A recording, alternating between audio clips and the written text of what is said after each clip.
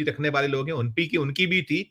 और हम वैसे भी बहुत इस मामले को लगातार दुनिया में उठाते रहे कि हमसे अच्छा चुनाव कोई कराता नहीं है, स्वच्छ, पारदर्शी और फ्री एंड फेयर इलेक्शन। लेकिन अब ये हो चुका है साबित। और जो राहुल गांधी ने सारा कुछ कहा, मैं इसमें ये चाहूंगा कि हम उनको ना दोहराएं अनिल सर, जो देखा है देश ने।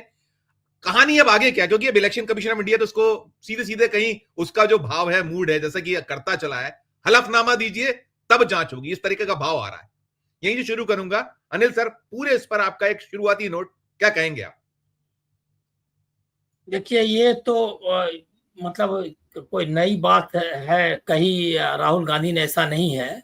उन्होंने सिर्फ इतना ही किया और वो बहुत जबरदस्त ढंग से किया कि जो चीजें चल रही थी अलग अलग टुकड़ों में थी, उसका पर्याप्त सबूत सामने लाकर दिखाया। और एक ये पढ़ा लिखा आदमी ही कर सकता था मॉडर्न जमाने का, जिसको कि डेटा की समझ हो, उसको एनालाइज कर सकता हो। इससे पता चलता है कि देश में जो मूर्खों का जो वर्चस्व है उसको तोड़ना जरूरी है।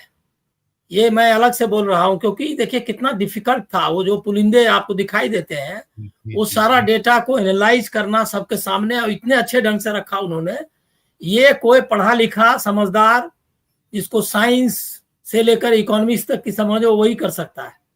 तो देश को ऐसी जरूरत है ऐसे लोगों की जो एक्सपोज करे। मीडिया का नाम लीजिए, जिसको जो आप लोगों ने ध्यान, आपने कहा सबकी नजर थी, गोदी मीडिया की नजर हटाने में थी। ये आपने नहीं देखा होगा। मैं आपको एक छोटा सा मतलब टाइमलाइन बताता हूं। ये जो सूचना का जो प्रसारण है उसका, सुबह में मैं कल रात में बाहर से आया और मैं देर तक सोया हुआ, ऐसे भी देर तक सोता हूं। तो जब मैं देर में फोन आया, मेरे एक मित्र का, बहुत नामी जर्नलिस्ट है और बहुत प्रखर हैं, मतलब बहुत ही बढ़िया ऑनेस्ट।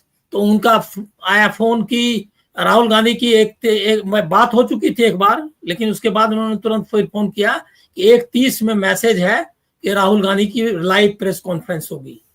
तो मैं उसके लिए इंतजार करने लगा।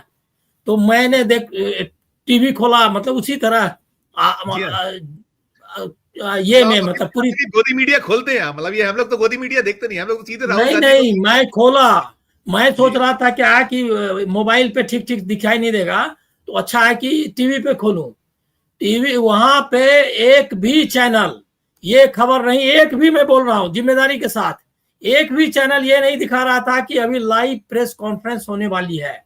1:30 गुजर गया और उसके बाद कहीं कोई प्रेस कॉन्फ्रेंस नहीं। तो फिर मैंने उनको फोन किया, मैंने कहा आपने कहा था कि राहुल गांधी की प्रेस कॉन्फ्रेंस है, कोई चैनल तो दिखाई नहीं रहा है।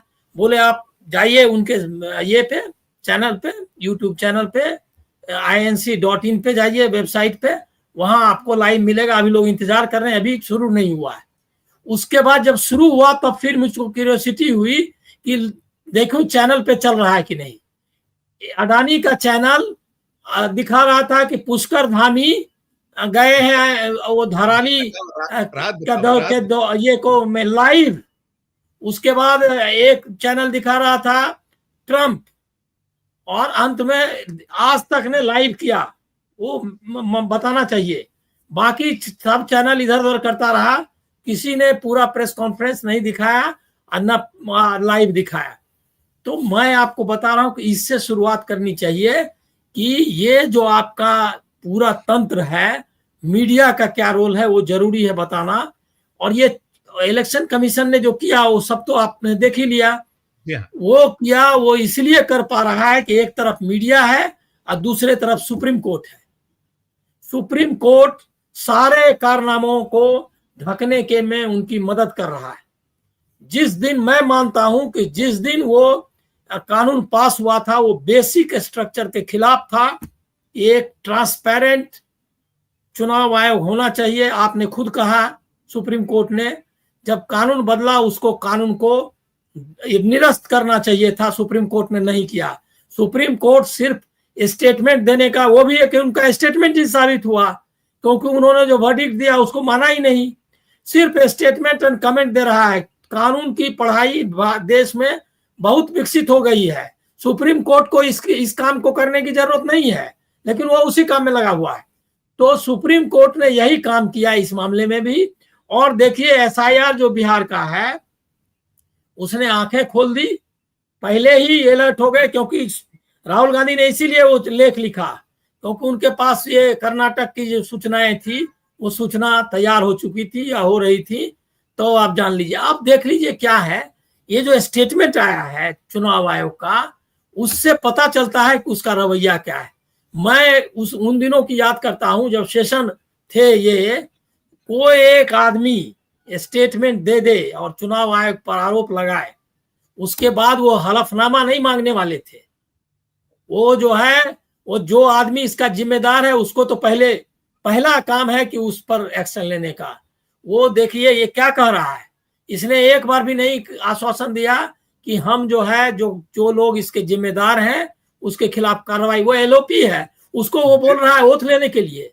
वो खुद कॉन्स्टिट्यूशनल बॉडी है, वो इंस्टीट्यूशन अपने आप में है, उसको आप बोल रहे हैं वो स्टेटमेंट दे रहा है। मैं बीच में टोक रहा हूँ, माफी चाहूंगा, जिम्मेदार तो वो खुद ही है ना सर, आरोप तो उन्हीं पर है ना, राजीव कुमार जी पर आरोप कहीं उन्होंने कह तो दिया है, कोई हो कितना बड़ा हो, तो यही इनके ऊपर है, तो डर तो उनको खुद को है ना, भय कैसे नहीं, लेकिन आप बताइए कि उनको बोल रहा है ओथ लेने के लिए, बताइए कानून की बेसिक समझ नहीं है। अब आप राष्ट्रपति को आप कहेंगे अगर आप उसने कुछ कहा या कि प्रधानमंत्री अगर कोई कहा तो उसको आप ओथ लेने के लिए कहेंगे? आप, वो खुद कॉन्स्टिट्यूशनल बॉडी है एलओपी, उसने जब कहा तो आपको संज्ञान लेना है, वो नहीं लिया उसने, लेने के बदले और दूसरा और कह रहा है कि वो टाइम खत्म हो गया कि आप इलेक्शन ये क्या कहते हैं लोकसभा इलेक्शन के बारे में शिकायत कर सकते हैं। तो चुनाव आयोग का तो रवैया साफ है। मेरा अगला जो 2-3 पॉइंट मैं चाहता हूं कि मेरी मतलब इसका आगे का रास्ता क्या है। आगे का रास्ता ये है कि चुनाव आयोग को बर्खास्त करना चाहिए तुरंत के इफेक्ट से। उसके बाद सुप्रीम कोर्ट इस जिम्मेदारी को ले, अब वो चुनाव आयोग जैसा गठित करना चाहता है वो गठित करे, एडहॉक या जो भी, और इसके लिए एक अलग से एसआईटी का गठन होना चाहिए। जो ये जो धांधली हुई है इसका, इतना सुप्रीम कोर्ट 14 के पहले रोज एसआईटी गठन करता था और आज उसको एक भी ऐसा, हम 2014 से लेकर के 25 तक रफाल से लेकर के हर एक ही कौन सा इंस्टीट्यूशन नहीं है जिसके खिलाफ उसने एसआईटी ने गठन किया 2014 के पहले, हर एक के खिलाफ कुछ न कुछ किया, लेकिन यहां पर उनका सब खत्म हो गया। तो पहला मैं मानता हूं कि सुप्रीम कोर्ट के बारे में चुनाव आयोग से भी पहले अब सुप्रीम कोर्ट पर डिबेट करिए और उसके बारे में बताइए कि वो क्या करने जा रही है।